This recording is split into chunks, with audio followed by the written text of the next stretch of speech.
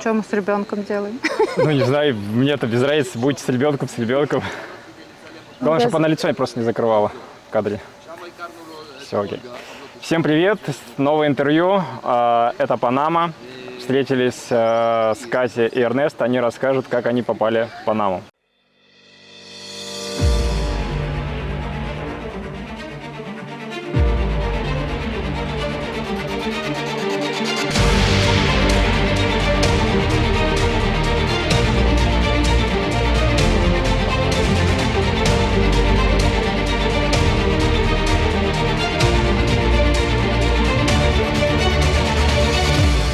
Екатерина, расскажите, пожалуйста, как вы встретились с Эрнесто и почему вы оказались на сегодняшний день в Панаме? Ну, встретились мы давно, встретились мы еще в Испании. Эрнесто сам кубинец, я русская.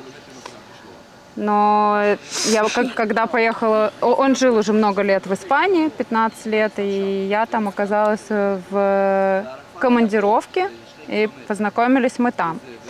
А после этого мы долго выбирали, где мы будем жить, в России или в Испании. И решили все-таки, больше плюсов у нас оказалось за Россию. И мы начали жить в России. Путь до Панамы, он достаточно долгий был. Нет, хорошо, я тогда пошагово спрошу. В России какие года вы жили? В России мы жили... Эрнесто, какие года мы жили в России? 2 года, ну.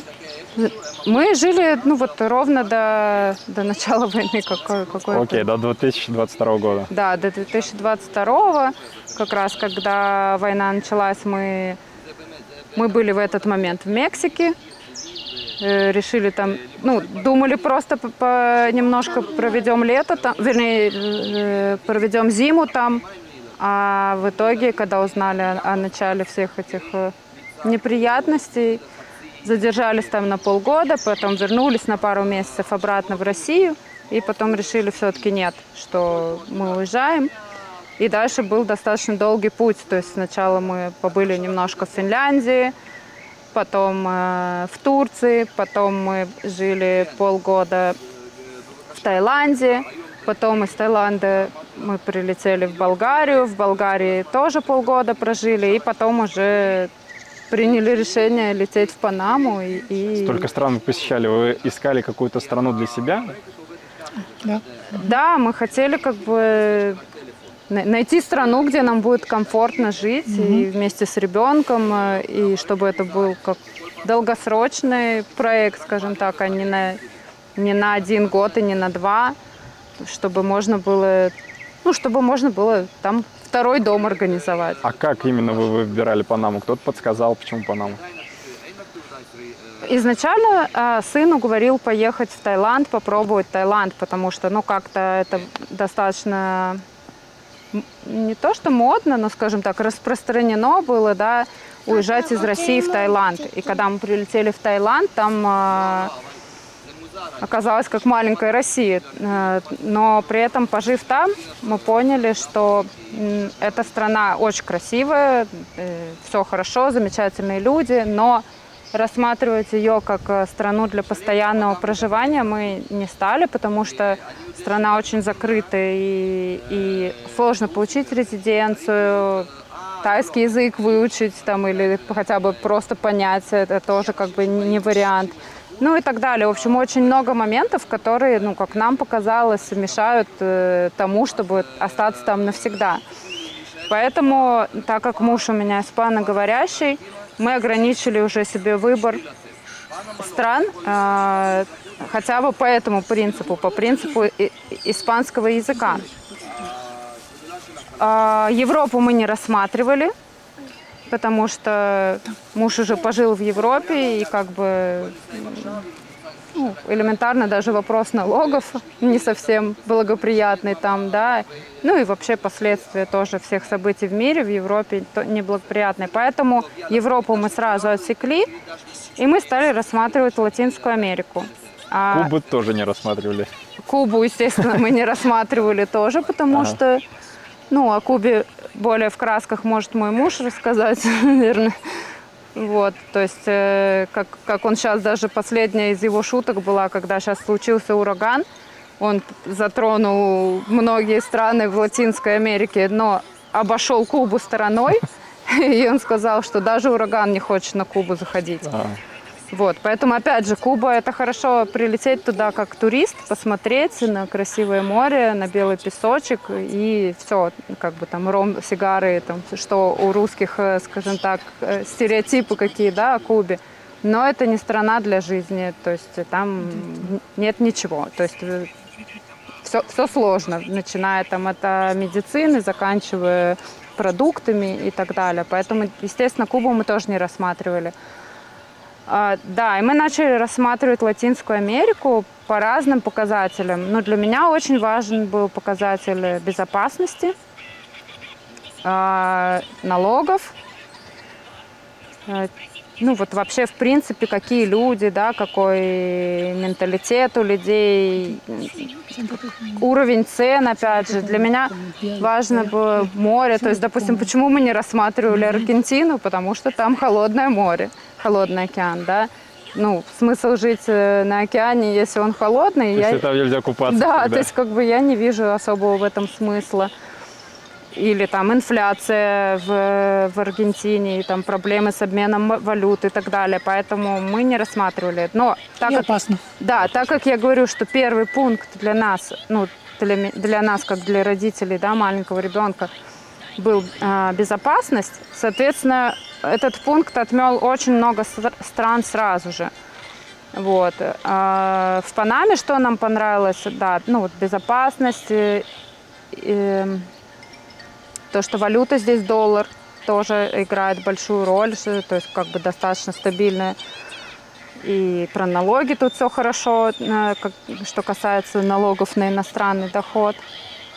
Ну вот, наверное, так. И как бы когда мы прилетели сюда, ну мы же вот когда поездили по разным странам, одно дело, когда ты приезжаешь отдыхать, и другое дело, когда ты приезжаешь и смотришь на страну с целью остаться здесь или не остаться. Это совершенно по-другому. Так же, как, опять же, когда с сыном разговаривала, я ему сказала, что ну, одно дело, ты с девушкой встречаешься, а другое дело, ты рассматриваешь ее на роль жены. Он такой, ну так бы сразу и объяснила, как бы теперь все понятно. То есть вот мы рассматривали, да, на ком жениться, как говорится. И ты уже обращаешь внимание на такие мелочи даже, как на паспортном контроле тебя встречают люди. То есть ни в одной стране, мы очень много до этого путешествовали по миру вообще, ну, еще до вот этих мыслей о переезде, просто как туристы, по работе и так далее. То есть мы видели очень много разных совершенно стран. И ни в одной стране мира у меня не было такого, чтобы при пересечении, когда тебе ставят штамп, тебе сказали «добро пожаловать». Вот это даже такая мелочь, когда вот просто тебе первое, что говорят «добро пожаловать», она приятна. Там мы очень много моментов по таксистам, скажем так.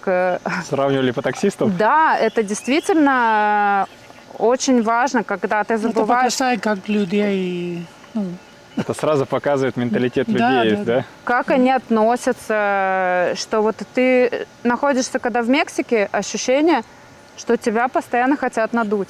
Везде и на каждом шагу. Вот просто везде. И на кассе в супермаркете, и там, когда тебе тур какой-то продают. В общем, такое ощущение, что на тебя любой человек смотрит с целью заработать. Да, с целью заработать. Здесь такого ощущения нет. Ну, конечно, есть, как говорится, плохие и хорошие люди везде, да, но вопрос в их пропорциональном соотношении. В общем, по таксистам у нас просто было, опять же, несколько примеров, когда там в любом другом месте с нас бы взяли там втридорога из-за того, что мы там задержались здесь, задержались там, нас таксист ждал здесь, ждал тут, какие-то форс-мажорные вещи по пути происходили, а в итоге в конце ты спрашиваешь, сколько, он говорит, ну мы же изначально договорились, сколько, и то есть он на поездку потратил вместо там 20 минут, потратил 1,5 часа из-за нас и не берет ни копейки больше. Или когда мы забываем в такси бутылочку детскую, пластиковую, которая цена там $2, и на следующий день он тебе ее привозит, эту бутылочку, вы у меня забыли. Или, опять же, когда мы видели такие случаи, что, вернее, не видели, я читала об этих случаях тоже, что русские удивляются, что автобус разворачивается, чтобы подобрать опоздавшего пассажира, которого он там в зеркало заднего вида увидел, что человек бежит и не успел на остановку, и автобус разворачивается, чтобы его подобрать. Вот такие какие-то мелочи, из них вот складываются отношения и впечатления. Мы как только прилетели, мы друг другу сказали, все, мы еще в аэропорту сказали, наше место. мы больше никуда не поедем. Вот как-то вот как любовь с первого взгляда называется, то есть все. И мы уже на второй день пошли и купили машину. Просто вот, чтобы даже уже не думать, то есть зачем тратить деньги там на съем машины и так далее. Если решение принято, пошли, купим машину. Все, мы купили машину, как бы. Про такси. В Гонконге вы не были? Нет, я не была. Там Ты был? в такси садишься, и если ты свой чемодан положишь в багажник, это доп. Цена. Если ты едешь один там, или двое, лучше закидывать это все в салон. Потому что если ты положил в багажник, это доп. Цена сверху. Вот, хорошо. Эрнест, к тебе вопрос. Почему ты выбрал себе русскую жену? Ничего себе, не предупреждали о таких компрометирующих вопросах. Вроде про Панаму собирались. Она очень красивая, она очень внешняя. Она спокойная. Как вообще вот разных национальностей, да, разные языки, как вообще коммуницируете? Тяжело? Ну, да. Иногда, да. Иногда да. Ну, сейчас я чуть-чуть по-русски понимаю, но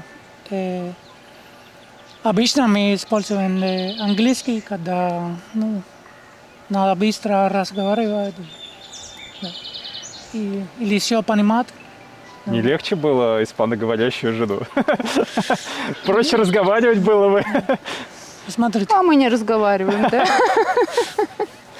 Тут мы друг друга поняли без слов, да? Хорошо, и в Панаму вы перебрались, купили машину. А чем вы здесь сейчас занимаетесь? Чем ты сейчас Просто занимаешься? отдыхаете? Тем же? Нет, я всегда работаю, я Работаете? программист. Программист. Да. То есть неважно, в какой стране находиться, работа будет. Да. Ну, это надо, обязательно, каждый день. А были какие-то проблемы с оформлением документов? Какие-то вообще встречали здесь минусы для себя, что вы говорите плюсы, хорошо, а вдруг, не знаю, про таксистов я понял, может кто-то обманул, еще что-то. Не было никаких случаев? Это лучше, как я сказал. Про обманы пускаться, да, рассказываешь? Нет, про документы здесь достаточно, ты имеешь в виду про резиденцию, да? Ну, как бы нам повезло, что у Эрнеста есть испанское гражданство тоже, а в Панаме есть программа оформления резиденции, так называемая Friendly Nations Visa. То есть, дружественная страна. Да, дружественные страны. И есть список стран, куда, естественно, Испания входит. И, соответственно, Эрнеста вообще не было проблем оформить резиденцию, а я как жена, да, прицепом. У Софии тоже испанский паспорт. Ну, Софии мы, кстати, резиденцию и не оформляли для маленьких детей. Она родилась просто в Испании. Нет, она родилась в России, но у нее два паспорта, у нее и российский, и испанский.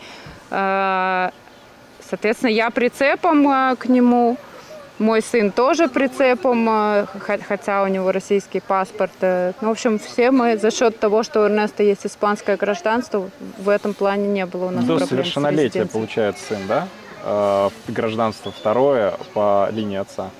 Если он был бы совершеннолетний, он бы уже не получил. Нет, он совершеннолетний, но все равно, так как он мой сын, в общем, там... То есть тоже дают, да? Да. Ну, просто я услышал, если он уже совершеннолетний, то нельзя прицепом. То есть если бы он был несовершеннолетний, то прицепом идет. Можно. Надо просто Надо просто знать. Надо просто грамотного юриста. Нет, тут как бы никаких, скажем так, мутных схем, ничего. То есть это все чисто прозрачно, легально и все. То есть просто надо знать хорошо законы. Потому что некоторые, да, юристы это отдельная тема, мы тоже перепробовали нескольких, и кто во что горазд, говорят совершенно противоположную информацию на один и тот же вопрос. Поэтому надо просто иметь грамотного юриста, потому что наш юрист, допустим, он знает, как выяснилось, больше даже, чем сотрудник миграционной службы. То есть он сотруднику миграционной службы разъяснял законы Круто. панамские. Эрнесто, вопрос. Тяжело было получить гражданство Испании? Ну, я там жил 15 лет и работал, и платил налоги. И через 10 лет, да, дали гражданство? Нет, нет. А через сколько? 2 или 3 года. Через 2-3 года уже Да, дали? да, потому что Латинская Америка это, ну, как, Тоже дружественная страна. да, да. Круто. Сейчас какие планы вообще ставите здесь, в Панаме? Дом построить Да. мы купили. Мы вот чем мы занимались, скажем так, первые 9 месяцев после того, как мы купили машину, да, мы именно исследовали, уже все, мы решили, что Панама – это наша страна. Осталось найти конкретное место в этой Следующий стране, вопрос, да, где в Панаме.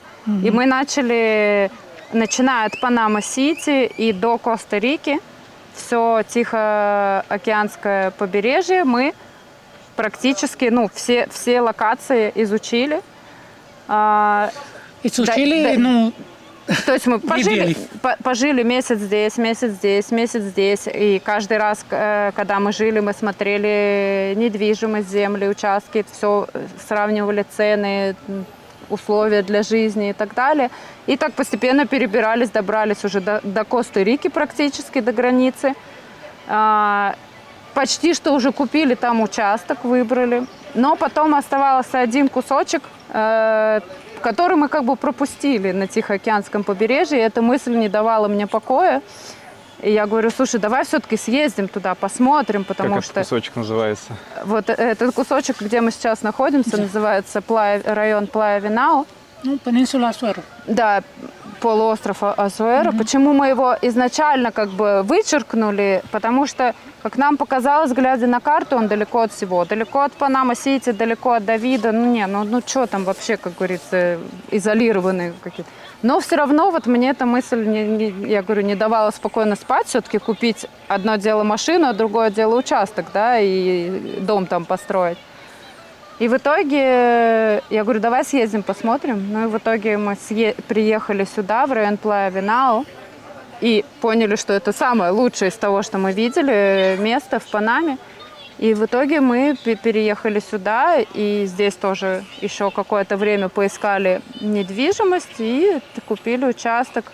И вот сейчас потихонечку начинаем строиться, то есть это теперь долгий процесс, поэтому... Все с нуля начинаете. Вообще все с нуля, просто мы купили кусок, Кусок земли. гектар джунглей, скажем так. Но он все равно недалеко от дороги и как бы не совсем в джунглях, то есть там электричество и все это есть, но при этом у нас Ну, там почти джунгли. куча обезьян, у нас в реке крокодилы, Проект сами дома делаете или как? все сами, Все сами. все сами. Вы за границей, вдали от дома и нуждаетесь в медицинской помощи? Доверьтесь компании «Росмедицина», вашему надежному партнеру в области здравоохранения. Мы специализируемся на предоставлении экстренной медицинской помощи и лечения за рубежом для русскоязычных граждан. Наши главные приоритеты – здоровье и благополучие наших пациентов. Мы сотрудничаем с лучшими международными госпиталями и службами экстренной помощи, известными своим высоким уровнем медицинской экспертизы и современным оборудованием. Наши услуги включают экстренную госпитализацию и медицинскую эвакуацию, медицинский туризм, а также роды за границей с возможностью оформления второго гражданства для детей. 5 причин, почему стоит выбрать компанию «Росмедицина». Первое.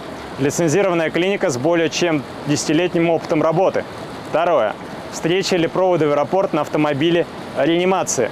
Третье. Сопровождение психологом, владеющим 3 языками. Английский, русский, испанский. Четвертое. Опытные травматологи-хирурги с опытом реконструктивных операций. Пятое. Возможность получения финансовых бонусов, компенсация расходов и скидки на авиаперелеты. Если вы нуждаетесь в медицинской помощи за границей, доверьтесь компании «Росмедицина». Медицинские специалисты сделают все, чтобы обеспечить вам максимальное спокойствие и уверенность в лечении. Подробная информация в описании под этим видео. Земля, люди интересуются, сколько стоит земля, вот, допустим, купить? Ой, это такой, Ну, от и до. это хотя бы. такое прям от и до, что вот действительно прям это очень большое понятие. И очень хорошо, что мы потратили, Эрнесто меня постоянно как бы подгонял, давай быстрее уже что-то покупать, сколько можно смотреть, ну давай. А я хотела все равно все-таки больше в этот вопрос погрузиться там и посравнивать цены в разных местах и так далее. И вот, как я сказала, мы почти купили участок вот рядом с Коста-Рикой. Если бы мы купили там, мы бы купили участок в 17 раз за квадратный метр дороже, чем мы купили здесь. Хотя как бы расположение там намного хуже, вообще район в принципе намного дешевле, и здесь цены намного выше. Очень сильно все зависит по поводу цен. Ну, от локации всегда зависит. Нет, это еще зависит от того, знаешь ли ты испанский язык, воспринимают ли тебя как иностранца или более-менее как местного. То есть спрашиваешь ли ты, опять же, есть ли между тобой и... Садись. Есть ли какие-то звенья между посредники в этой сделке, или ты напрямую общаешься, опять же, покупаешь ты у панамца или покупаешь ты у иностранца, потому что если иностранец купил какую-то землю, есть такие случаи, допустим, иностранец купил землю за 50 центов за квадратный метр, а потом он продает За $3, да? за $50. А, за $50, да? Да, он купил за 50 центов и продает за $50. Мы знаем конкретно, мы смотрели такие участки. Ну, они Вот. купили 10 лет назад. 10 лет назад, да, они И купили. сейчас они продают... Ну, он покупал с целью Да. заработать. Да, то есть как бы одну и ту же землю тебе, в зависимости от того, у кого ты спросишь, это будет совершенно разная цена. То есть Хорошо, вот вы покупали напрямую, я так понял, да? мы покупали, У панамца. у нас, скажем так, вообще, как говорится, мы джекпот выиграли. Я не совсем бы хотела прям тут на камеру рассказывать. Нет, да. квадратный метр хотя бы сколько стоит?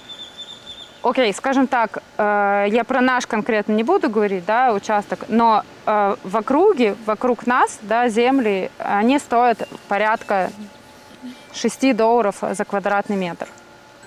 Это очень хорошая цена, да, то есть вот, допустим, то, что я говорю, мы чуть не купили в районе, на границе с Коста-Рикой, там была цена $35 за квадратный метр, но $35 это тоже как бы не предельная цена. То есть вот здесь, на берегу, в Плая-Винау, квадратный метр может стоить $600 за квадратный. Вот, поэтому совершенно разные. Самое минимальное, что мы вообще когда-либо слышали, это будет там у тебя участок полностью затопленный водой, рисовые поля какие-нибудь, это самый-самый минимум, но он может быть там $1. Но это очень надо сильно постараться, чтобы найти. А есть земли, которые с готовыми домами продают?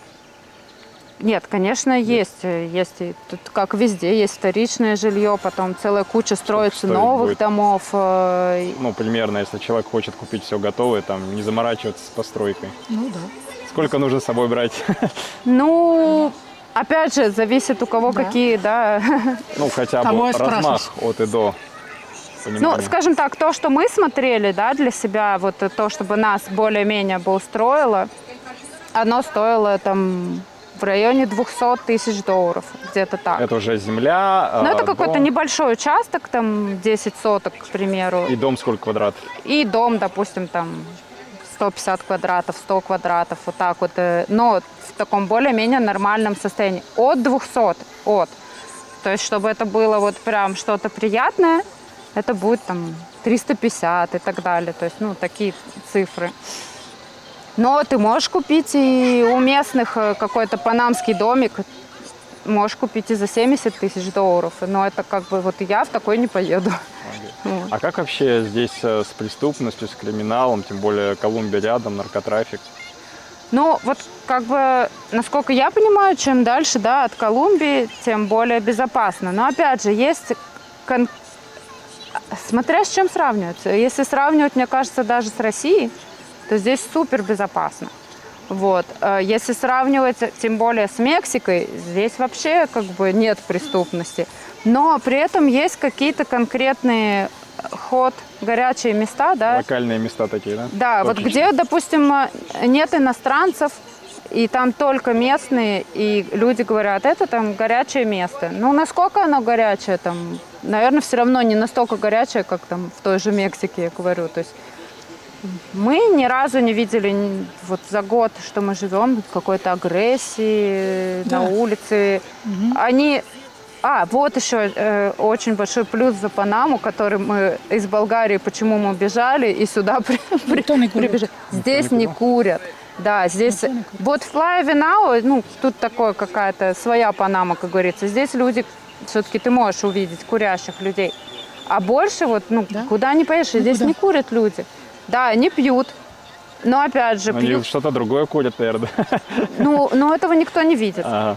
По крайней мере, даже если они это делают, этого никто не видит. И мы, так как мы не курящие, ничего Не видим. мы не видим, и нам это нравится. Потому что в Болгарии там просто курят сверху над тобой в ресторане. Даже собака. Даже собака курит, да. А почему туда вверх? Нет, туда нельзя. А вообще вот здесь как вот развита русская комьюнити? Русских здесь очень мало. Здесь Очень все мало. друг друга знают. Здесь, да, я знаю многих людей из Панама-Сити там, и так далее. То есть тут, ну, чуть ли не так по пальцам можно, да, пересчитать. И если встречаешь кого-то русскоговорящего, это прям вау. Когда люди понимают, что я чуть-чуть по-русски понимаю, это очень странно. Из Кубы Эрнеста много людей в Панаме? Я не знаю. Я Не коммуницируешь? не ищу. Не ищу кубинцев, да? Если, ну, знаю пару людей, ну, это я не ищу. Он русских ищет. Он всегда замечает. Я не вижу русского человека, а он такой: о, мне кажется, этот человек русский. И подходит, начинает по-русски Потому говорить. что да, русские физиономия. хорошие программисты, да? Нет, русский есть физиономия. Ну, Физиономия. Ну тут много из Израиля здесь людей. ну, в Израиле тоже есть физиономия. тоже это видно легко, сразу, да? да? И- Ты, это понятно, ты русский. Я сразу видно русский, да, Да, издалека. Ну, или славянский. Кубинец русского видит Да, издалека, да, да? Окей. А от Панама-Сити вообще часто посещаете? Ну, иногда, ну. Ну, только если там надо Надо к врачу сходить или к там врачу, да, или с документами Вот какие-то если с вопросы медициной решить. вы сейчас начали, есть ли вообще проблемы, связанные с медициной в Панаме? Как считаете? Тем более вы много стран посетили. Ну, проблема одна. Супер дорого. Супер дорого тут. Да, да. То А есть здесь вот- сейчас дешево, если так сказать. Нет, ну цены несравнимы с Россией, допустим, да. То есть вот мы Как сравним. ряда или 10 раз больше. Здесь нет, не в 10, в 20 раз больше. 20 дороже. В 20 раз, вот там Дороже, да. цена на операцию, допустим, здесь в 20 раз дороже, чем в России. Ну, эта операция будет выполнена качественно, не будет потом, что ой, а теперь давайте переделаем. Ну, мы, слава богу, пока что вот прям так по-серьезному на своем опыте не проверяли. Но насколько мы слышали отзывы, уровень медицины хороший. Ну, по крайней мере, Как цена? в частных, в частных, да, клиниках. То есть вот что касается там государственных, бесплатных госпиталей и так далее, мы туда даже как бы не ходили и не проверяли. Ну, максимум там направление взять какое-нибудь на кровь или еще что-то. А именно там, когда какие-то вопросы или проблемы, мы ходим все-таки все равно в платные клиники. Ну, и там, я так понимаю, проблем никаких с качеством нет. Ну, цены, да. Есть какие-то вещи, о чем вы скучаете, чего не хватает здесь? Снег. Снега не хватает? Да, Эрнест Я очень люблю. по снегу ну, скучает. Прохладу, всегда- да? Да, да. Я всегда здесь подний. В Испании Я то люблю прохладнее. холодно. В Испании прохладнее. Я люблю холодно, настоящий холодно, снег. И Мороз. Мороз. Возможно, да. тогда уже из Панамы куда-то переедете, где попрохладнее, нет? Нет, Каталуния, да. Пока нет. Нет. Пока нет. Вот Букеты, там же повыше, там прохладнее. Так неприятно, потому что всегда дождь. Всегда дождь. Там- А здесь дождь обходит вас? Ну, если как 6 или 7 месяцев почти дождя нету. А там даже когда сухой сезон, все равно вот так, даже не Ветрено дождь, и- а ветер и такая как моросящий дождь. То есть ты постоянно как будто тебя орошает вот так вот прохладненькой водичкой. И, ну, не очень приятно на самом деле. И мы еще жили тоже какое-то время в Вулкане. Это Рядом с Букетом. рядом с Букетой, да, тоже одно из известных мест, где иностранцы тоже селятся из-за климата. Мы там прожили месяц и поняли, что это, ну, то же самое, что жить в Голландии, допустим. То есть постоянно облака, постоянно какая-то такая мрачная погода, немножко депрессивная. И мы решили, опять же, ну, жить в Панаме, чтобы в депрессивной погоде. Чтобы приехать в российский климат, да? Ну, приблизительно, да. Как плохое российское лето. И снег, не лето. Это как всегда, ну. То есть ни туда, ни сюда такое какое-то. С своего сейчас взгляда, с своего опыта, какие рекомендации бы дали людям, которые вроде думают, хотят переехать и выбирают себе страну? Хотят приехать в Панаму? Ну да. Какие бы рекомендации дали? Что на что стоит обратить внимание, чтобы их не обманули? Либо какие опасные точки стоит обходить, как вы сказали? Ну, мне кажется, вот первое, что люди должны вообще при переезде в любую и выборе любой другой страны для себя определить свои приоритеты. Вот что им действительно важно. Потому что мы изначально, ну, как бы это было, скажем так, не запланировано, не то, что мы готовились к этому переезду и так далее. То есть это было все спонтанно, быстро, и поэтому у нас не было времени толком ни подумать, ничего. И были достаточно такие хаотичные действия и перемещения. А если с умом к этому подходить, и если бы мы вот так вот серьезно подумали изначально, то у нас бы, ну, отпали многие бы страны. То есть мы бы не поехали бы, допустим, в Таиланд, потому что, ну, во-первых, я была до этого в Таиланде, да, и красоту этой страны я представляла, но если бы мы подумали изначально, а как легко там получить резиденцию? Или там, а что там все говорят на тайском языке, сможем ли мы жить в такой стране, ну и так далее. То есть вот я считаю, что нужно просто сесть и составить список вдвоем, там, или, ну, если человек едет с семьей, там, с муж и жена, и у одного одни приоритеты, у другого другие, и вот прямо над этим списком реально работать. И потом по этому списку реально изучать сначала вот в интернете, она есть, эта вся информация, надо просто потратить на это время. Ну, И надо сам смотреть. и, ну, очень важный момент, конечно, ну, вот у нас плюс такой, да, что у Эрнеста удаленная работа, и это наше такое основное преимущество, что мы могли перемещаться без разницы, хотя мы при этом тоже потратили очень много, скажем так, лишних денег, которых могли бы не тратить, если бы посидели, поизучали, и опять же успокоились и приоритеты, да, свои расставили. Приезжали на эмоциях. Да, это было вот такое какое-то хаотичное метание, но потом вот успокоились. И вот как раз Панама, был сделан выбор полететь в Панаму не просто, ой, а давай куда-нибудь в Латинскую Америку рванем сейчас, а потом подумаем. Нет, это были расставлены приоритеты, все это поизучали, по пунктам прошлись. Действительно, уже заранее мы были уверены, что эта страна нам подойдет. Вопрос дохода, естественно, очень важный. Откуда будут поступать деньги? Как ты здесь проживешь? На что? Если есть удаленная работа, отлично. А если ее нет, то вот это очень важный момент. Да. Очень важный вопрос. Здесь тяжело устроиться на работу?